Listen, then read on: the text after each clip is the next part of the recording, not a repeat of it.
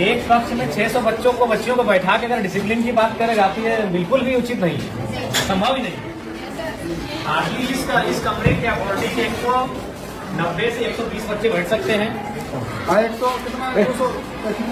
90 से 120 660 मतलब नामांकन है, 240 प्रेजेंट है, तो संभव ही नहीं कि कोई क्लास ले पाएंगे। ठीक है, आप निश्चित रहिए, हम लोग इस विषय में बहुत जल्द आगे बढ़ते हैं और आपकी जो असुविधा है उसके लिए खेद है, लेकिन हम लोग उस दिशा में आगे बढ़ेंगे, काम कर रहे हैं। ये कौन सा क्लास है? 11 है। फैकल्टी क्या है? पढ़ाई लिखाई ठीक से कर रहे हैं ना? देखिए, मन लगा के पढ़िएगा ना, क्योंकि हम लोग जो है मिडिल क्लास फैमिली से आते हैं। भले आपके प्रिंसिपल आपके साथ खड़े हैं, आपके एमएलए भी आपके साथ खड़े हैं, लेकिन हम लोग मिडिल क्लास फैमिली से आते हैं और हमारी पूंजी शिक्षा ही है। हमारे मम्मी पापा के पास उतने पैसे नहीं है कि अगर हम शिक्षा में अच्छा नहीं करेंगे तो हम कोई बढ़िया व्यापार को आगे बढ़ा सकते हैं, हम बड़े शहरों में जाके अपने आप को स्थापित कर सकते हैं। हमारी पूंजी ही हमारा एजुकेशन है।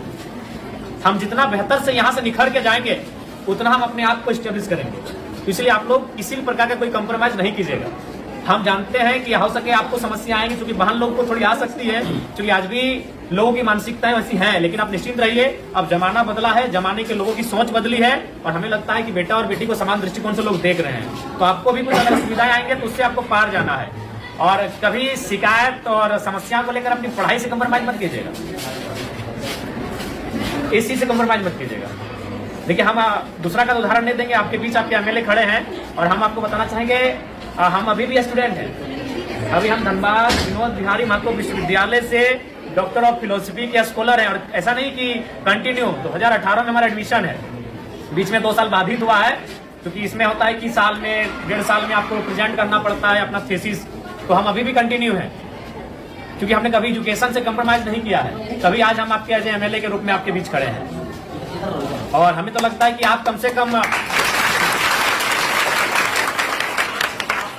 हमसे बेहतर परिवार से ताल्लुक रखते होंगे, क्योंकि हम उतना समय नहीं कि हम आपको अपनी घटना सुनाए, लेकिन संक्षिप्त में इतना बताना चाहेंगे कि हमने उस माँ ने हमें पढ़ाया है जिसने 28 साल की उम्र में अपने पति को खोया था।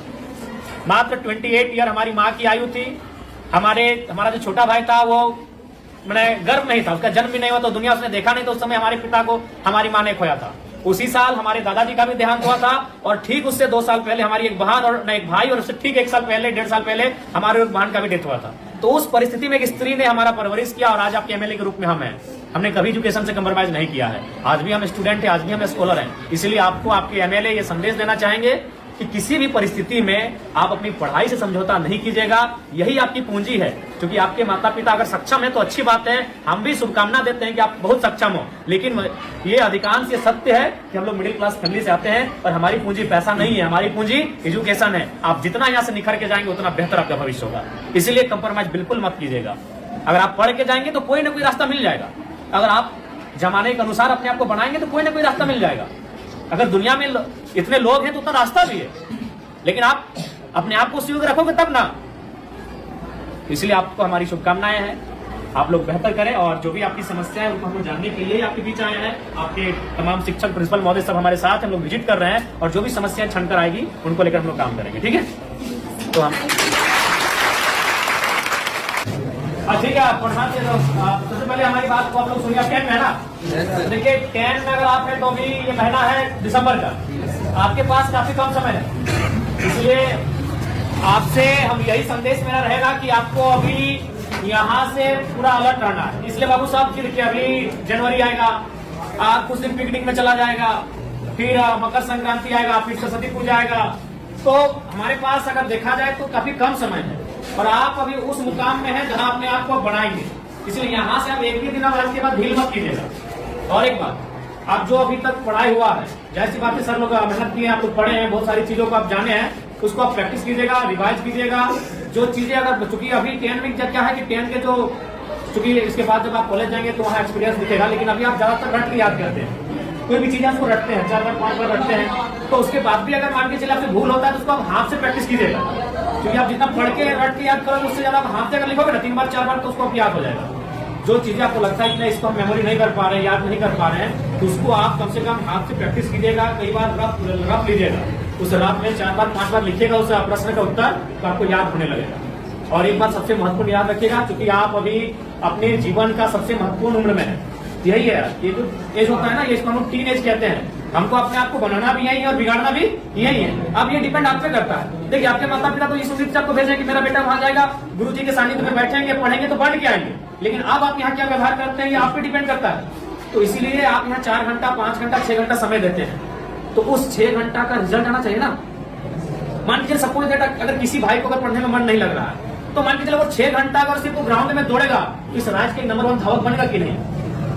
अगर वो पहाड़ नहीं चढ़ेगा, अगर वो गीत ही 6 घंटा प्रैक्टिस करेगा, तो एक बेहतरीन गीतकार बनेगा कि नहीं? तो हमारे कहने का मतलब है आप यहाँ 6 घंटा समय दे रहे हैं, और जहां आप समय दे रहे हैं वहां से कुछ रिजल्ट नहीं हासिल करेंगे तो फिर गलत बात है कि नहीं? तो इसलिए आप यहाँ 6 घंटा समय दे रहे हैं, अपना 5 घंटा आप समय दे रहे हैं, तो इसलिए यहाँ से आपको परिणाम हासिल करके जाना है, यहाँ से आपको रिजल्ट लेके जाना है। इस बात को आपको ध्यान में रखना है, ठीक है? बाकी आपको जहां असुविधा होगी, आपके शिक्षक, आपके प्रिंसिपल तो साथ में ही, आपके विधानसभा के आपके एमएलए, हम भी आपके साथ हैं, जहां हमारी आपको जरूरत पड़ेगी आप हमें बेहतर याद कीजिएगा, ठीक है?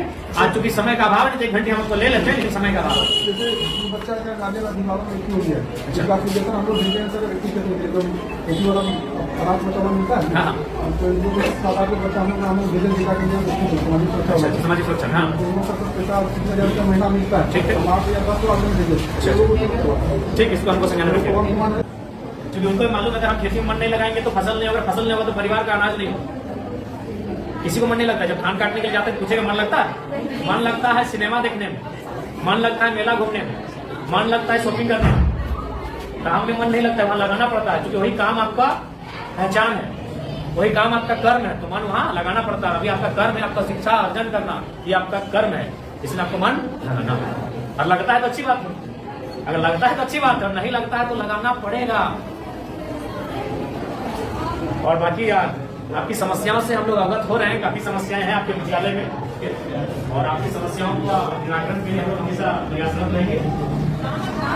और आप लोग बढ़िया से मन लगा के पढ़िए, हमारी शुभकामनाएं हैं। अगर कुछ समस्याएं होंगी आप सीधा हमसे संपर्क कीजिएगा, और बेहिचक अपनी बात को रखिएगा, डर भय मत कीजिएगा कि हम आपके एमएलए हैं, हम आपके एक सहयोगी के रूप में आपको दिशा पथ प्रदर्शक के रूप में आए हैं, आप बेहिचक हमें याद कीजिएगा, ठीक है? और एकदम मन ध्यान लगा